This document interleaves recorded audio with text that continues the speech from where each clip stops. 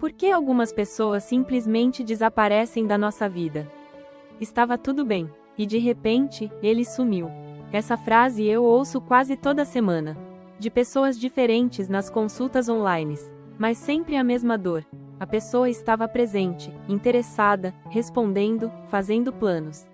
E então, silêncio total. Como se tivesse sido abduzida. Mas hoje vou te mostrar algo diferente. Vou te contar a história de quem fez o ghosting.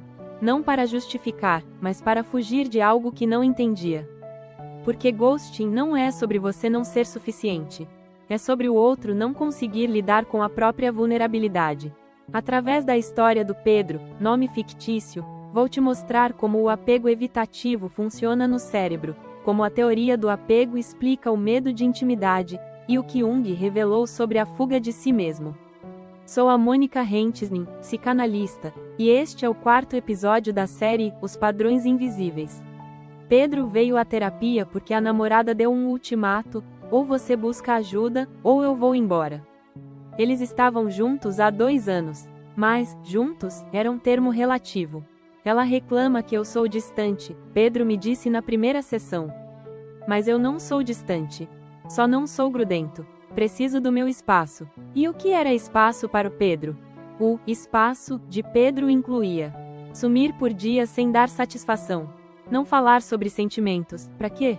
Evitar conversas sobre futuro. Se irritar quando ela demonstrava necessidade emocional. Ameaçar terminar sempre que ela pedia mais proximidade. Ela sabia como eu era quando começamos, ele justificava. Eu nunca menti. Sempre fui claro que não sou de muita conversa. E mesmo assim ela não me respeitou. Tudo isso acontecia porque havia um padrão mais antigo. Antes dessa namorada, Pedro tinha uma trilha de relacionamentos que nunca passavam de 3 meses. O relato dele era: quando começa a ficar sério, eu sinto uma coisa estranha. Como se estivesse sufocando. Aí eu me afasto. E como acontece esse afastamento? Perguntei. Às vezes eu apenas termino. Outras vezes eu só paro de responder. E eventualmente a pessoa desiste. Aqui aparece o ghosting. Mas isso para Pedro não era crueldade. Era autopreservação. E essa estratégia? Ela foi desenvolvida há muito tempo na vida dele, surgindo como apego evitativo, e apego evitativo não é sobre não sentir. É sobre ter tanto medo de sentir, de ser vulnerável que você desliga. E isso tem uma base neurobiológica clara.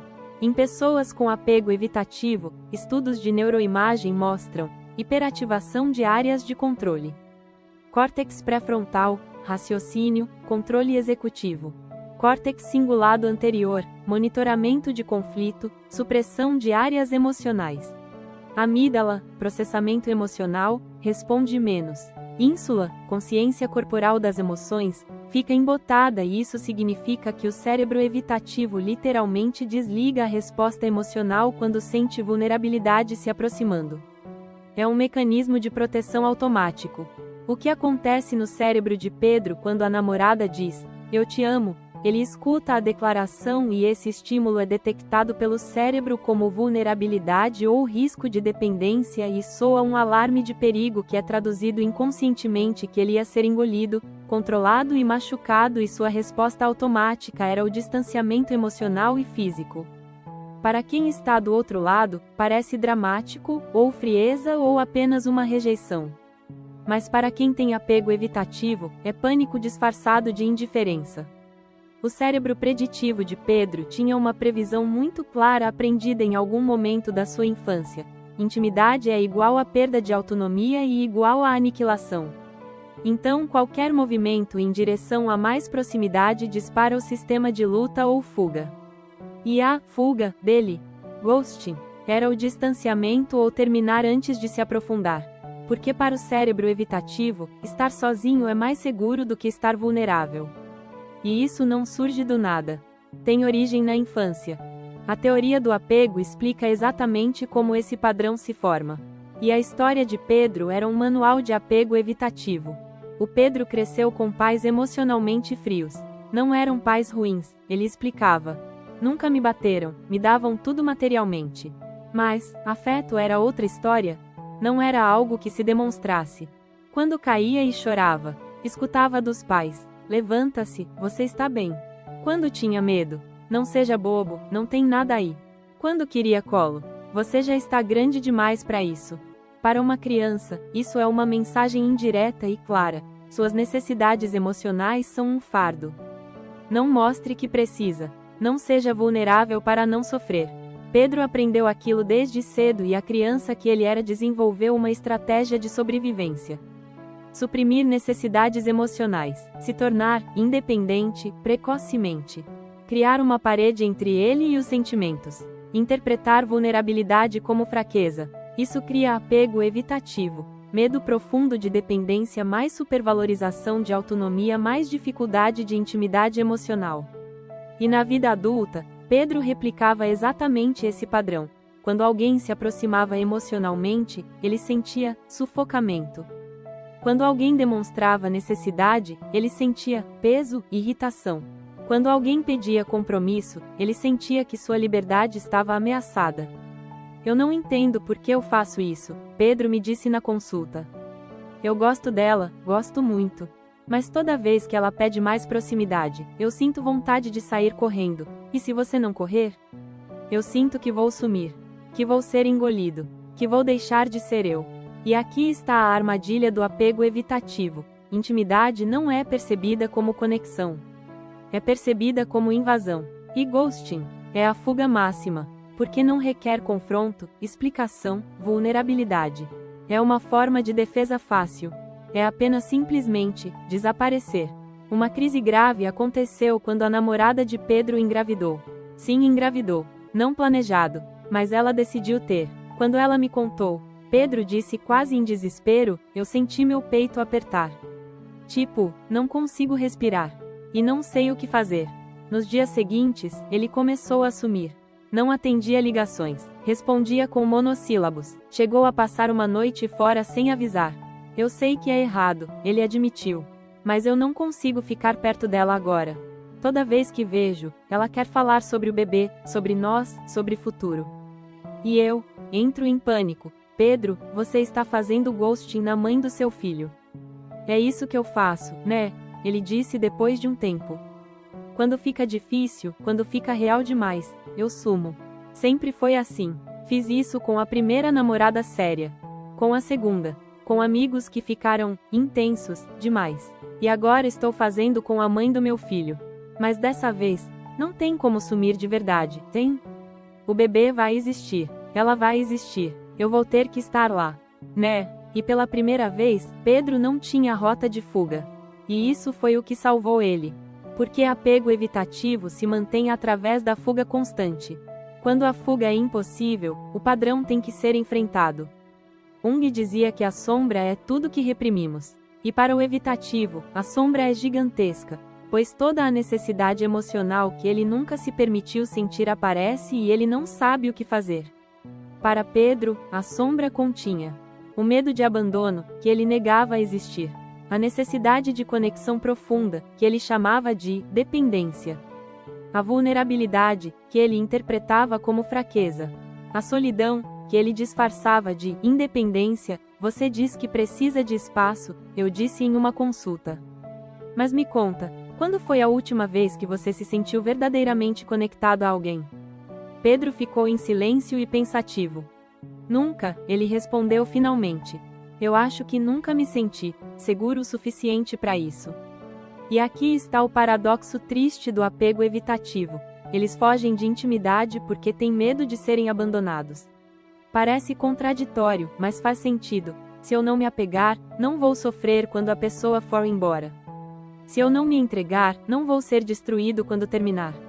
Se eu sempre mantiver distância, nunca serei vulnerável demais. E ghosting é a expressão máxima dessa lógica. Se eu desaparecer primeiro, eu controlo o abandono.